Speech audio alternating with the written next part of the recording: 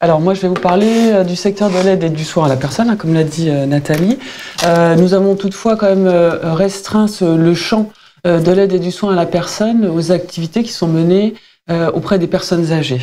Alors ce secteur, pour le décrire rapidement, c'est un secteur qui a connu un essor inédit en lien justement avec le vieillissement de la population et les besoins de prise en charge de cette population. Donc en 2022, c'était environ 500 000 salariés, la moitié pour l'aide à domicile, 40% pour l'hébergement médicalisé, donc les EHPAD. La population de travailleurs est quasiment exclusivement féminine et la part de travailleurs immigrés varie de 5% chez les infirmiers à près de 20% chez les aides à domicile. Alors qu'est-ce qu'on peut dire des conditions de travail dans ce secteur? Eh bien, elles sont pénibles, puisque plus de 60% des aides-soignants, infirmiers ou aides à domicile déclarés en 2019 être soumis à au moins 3 contraintes physiques.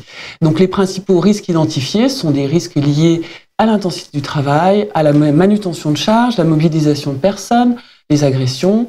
Et en termes de sinistralité, eh bien la quasi-totalité des maladies professionnelles sont des TMS, un trouble musculo-squelettique. Et ce secteur est un des secteurs les plus accidentogènes du régime général. Alors dans ce scénario, dans le premier scénario où effectivement le maintien en emploi des seniors est réussi, comment se comporte ce secteur de l'aide et du soin? Alors en fait, il y a eu donc la prise en charge des personnes âgées qui devient une préoccupation majeure et qui permet finalement d'investir de manière massive dans l'amélioration du maintien à domicile et dans l'amélioration aussi des conditions d'accueil en établissement. Ces investissements donc permettent de rendre les conditions de travail moins pénibles et s'ajoute à cela une revalorisation des professions de soins qui permet de rendre ce secteur plus attractif et notamment par des mouvements de reconversion de travailleurs issus d'autres secteurs. Et donc en 2050, on parvient à augmenter le nombre d'équivalents de temps plein. Vous voyez sur la droite de la diapo, sous l'hypothèse de ce scénario, que la structure par âge s'homogénéise, ce qui traduit effectivement la réussite du maintien en emploi des seniors, et d'un recours plus fréquent à une population, une main-d'œuvre masculine. Alors comment en est-on arrivé là, comment les seniors ont été maintenus au travail dans ce scénario? Eh bien, en favorisant la reconversion de ces seniors dans des rôles de formateurs, par exemple, ou avec de nouvelles missions. Le travail en binôme est également une possibilité pour les maintenir, ce qui permet donc d'accueillir les nouveaux et puis de limiter autant que possible les tâches pénibles. Des innovations organisationnelles, des innovations technologiques aussi qui permettent d'améliorer les conditions de travail. On parle par exemple de la démarche ALM, accompagnement de la mobilité, des rails de transfert qui deviennent la norme, le recours à la robotique ou alors même des systèmes de télésurveillance qui permettent d'optimiser la gestion du temps des soignants. Et puis, pour pallier les pénuries en termes de recrutement qui pourraient subsister, eh bien, celles-ci sont résolues par une forte promotion du secteur auprès des jeunes grâce, par exemple, à l'alternance, à des stages, le service national universel, qui leur permet finalement de s'immerger dans le secteur et de choisir ce secteur vraiment en connaissance de cause. Associé donc à ces innovations dans l'organisation du travail, le secteur est attractif et le secteur permet surtout de les fidéliser. Le recrutement peut être également réalisé parmi des personnes d'origine immigrée, avec la création notamment de collectifs de prise en charge et de coopération avec les aidants familiaux. Et puis on a également les reconversions possibles de travailleurs issus d'autres secteurs qui auraient connu une destruction d'emplois en lien avec la décarbonation, par exemple. Donc on pense là à des travailleurs notamment masculins. Le scénario 2, vous l'avez compris, le scénario pessimiste qui n'est que le prolongement de la situation actuelle aussi dans le secteur de l'aide et du soin. Et dans un contexte de crise économique et sociale persistante du secteur, en fait, les conditions de travail restent pénibles. Et du fait du vieillissement de la population, eh bien, on assiste à une explosion des besoins sans qu'il y ait plus de monde finalement pour pouvoir les prendre en charge. Donc la pénibilité s'aggrave, ce qui entraîne une multiplication des absences.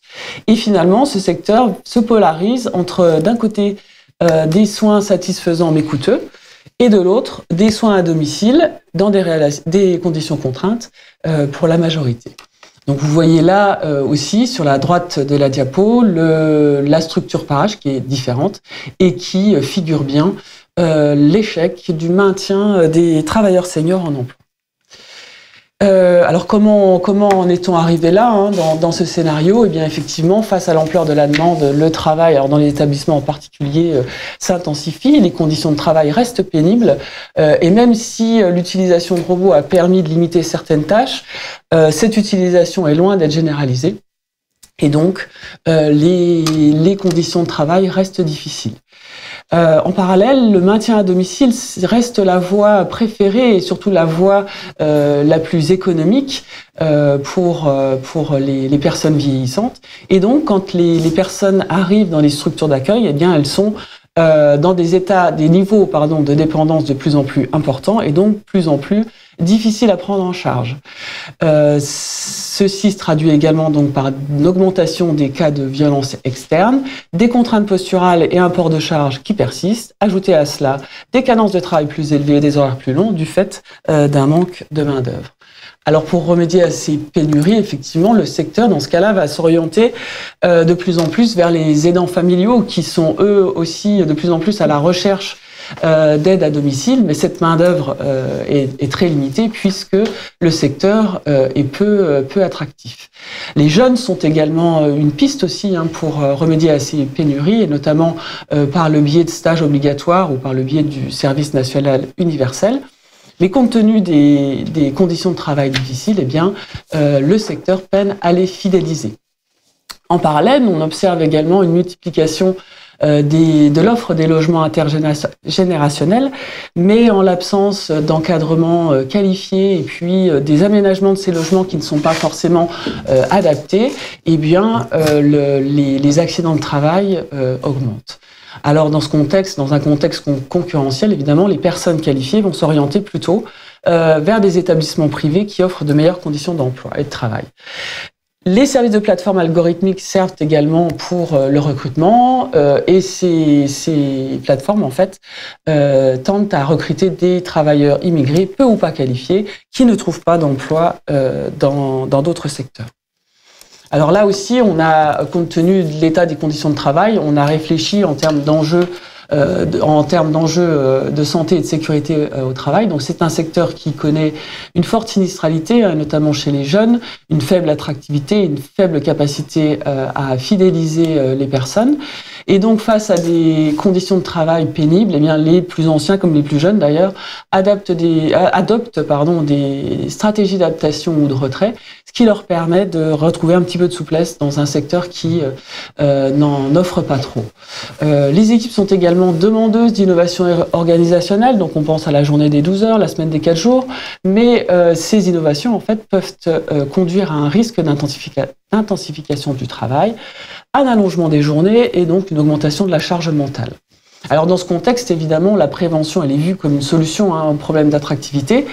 Sur le déploiement des aides techniques, notamment qui retient en particulier l'attention des plus jeunes, et puis sur l'organisation de la prévention des risques professionnels et des conditions, l'observation finalement des conditions réelles d'activité qui concernent à la fois les plus anciens et également les plus jeunes. Le rôle de la formation initiale dans ce contexte Et l'accompagnement, surtout durant la phase d'intégration, est primordial, puisqu'on est dans un secteur où les jeunes, les nouveaux, sont confrontés à des états de santé dégradés et à la mort. Donc il y a une nécessité, effectivement, de bien accompagner par la formation ces nouveaux. Les risques professionnels, bien, ce sont des risques professionnels de type les TMS, les troubles musculo-squelettiques, et les RPS, qui sont renforcés évidemment par le vieillissement des personnes à prendre en charge et l'intensification du travail, notamment dans le secteur de l'aide à domicile, où le déploiement des aides techniques est compliqué, l'organisation des collectifs de travail est également compliquée. Le manque de culture de prévention constitue aussi un risque d'augmentation des accidents. On le voit aussi là dans le secteur de l'aide à domicile, où il n'y a pas de temps finalement pour partager, pour discuter de ces pratiques professionnelles. Et donc la transmission des savoirs en termes de santé et sécurité au travail est compliquée, d'autant plus par le turnover de la population qui rend compliqué justement cette transmission pérenne. Par ricochet, en fait, la dégradation de l'état de santé des travailleurs seniors impacte celle des plus jeunes qui doivent pallier justement à l'absence de leurs aînés. Et cette santé également des travailleurs dégradés a une incidence directe sur la qualité de la prise en charge et la santé des bénéficiaires. Alors quand même, dans ce scénario, dans ce contexte un peu sombre, des pistes d'action ont été évoquées. La première, sur la prévention de l'usure professionnelle, la démarche ALM, on l'a évoqué à plusieurs reprises, sur la mobilité qui vise autant que possible la limitation des portages délétères, donc dans un souci de préservation de la santé des professionnels. Le tutorat aussi est une piste intéressante dans ce secteur, mais compte tenu de la problématique du turnover, il faut faire attention effectivement à un sentiment de lassitude ou d'épuisement qui pourrait apparaître chez les tuteurs. Les aides techniques, on en a parlé également, sont un atout, mais attention, lorsqu'on les déploie, il faut qu'elles répondent à un besoin, il faut qu'elles soient en nombre suffisant et surtout, il faut qu'elles soient entretenues. Le recours à la main-d'œuvre masculine reste également une piste intéressante, avec plus de marge de manœuvre aussi pour les équipes, et enfin, et bien sûr, une revalorisation des métiers et de leur utilité sociale.